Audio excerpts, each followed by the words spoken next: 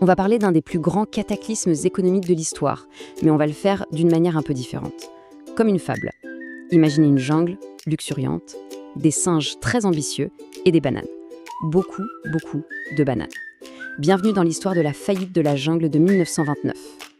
Alors, on commence avec ça. Juste un chiffre. 25%. Brut, comme ça, sans aucun contexte. C'est un peu l'ombre qui plane sur toute notre histoire. Il faut garder ce chiffre en tête, parce qu'à la fin, il prendra un sens assez tragique. Et voilà la question qui nous amène ici. Comment est-ce qu'on passe d'une abondance qui semble infinie, d'une confiance totale en l'avenir, à une ruine presque complète? Pour comprendre ça, il faut revenir un peu en arrière à l'âge d'or de cette fameuse jungle. Parce qu'avant la chute, il y a eu l'ascension. Une période de prospérité tellement intense que tout le monde pensait que ça ne s'arrêterait jamais. On a appelé ça les années folles, nous on va l'appeler l'ère de la jungle euphorique. Ok, pour que tout le monde suive bien, mettons-nous d'accord sur le lexique. C'est simple.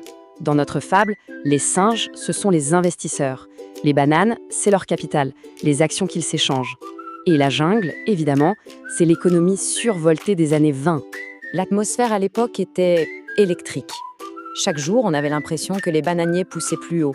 Chaque singe, du plus petit au plus gros, était absolument persuadé d'avoir trouvé la recette du succès éternel. La croissance, ce n'était même plus un objectif, c'était une certitude, une sorte de loi de la nature. Seulement voilà, cette euphorie générale a commencé à nourrir quelque chose de beaucoup plus fragile et de bien plus dangereux.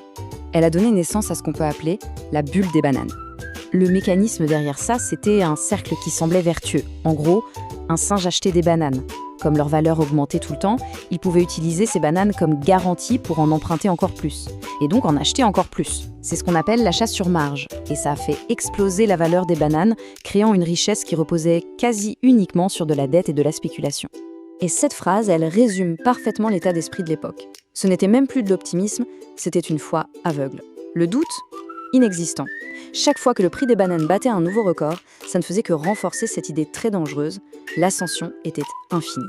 Mais bon, inévitablement, ce qui monte finit toujours par redescendre. L'euphorie a brutalement laissé la place à la panique, la bulle a éclaté, et là, c'est le début de la fin, le grand crash. Et tout s'est passé à une vitesse folle. Le jeudi noir, les premiers singes ont commencé à paniquer et à vendre leurs bananes en masse. 5 jours plus tard, le mardi noir, ce n'était plus de la panique, c'était la débandade générale. En moins d'une semaine, tout le système, qui était bâti sur la confiance et la dette, s'est effondré sur lui-même. Le cœur du problème, il est là. Le moteur qui avait fait tourner la machine, l'envie d'acheter, s'est complètement inversé. D'un coup, tout le monde a voulu vendre. Mais, quand tout le monde vend en même temps, qui est là pour acheter? Eh bien, personne. Et les bananes, qui valaient des fortunes la veille, ne valaient plus rien du tout. Et c'est là que notre fable quitte le monde de la finance pour rentrer dans la vie réelle des habitants de la jungle.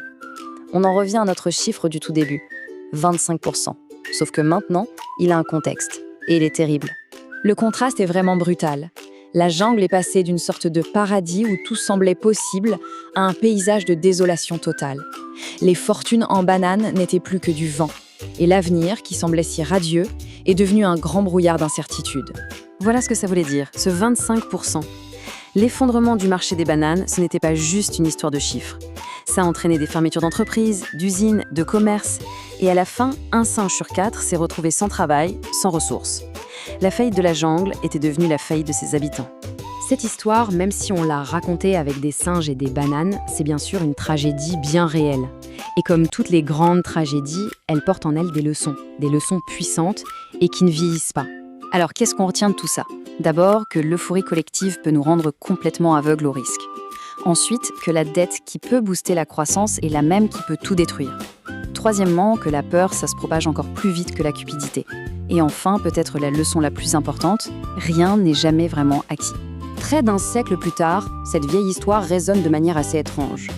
Quand on observe les bulles spéculatives, les cycles d'euphorie et de panique qui continuent d'exister aujourd'hui, une question demeure, et elle est de taille. A-t-on vraiment retenu les leçons de la jungle de 1929 ?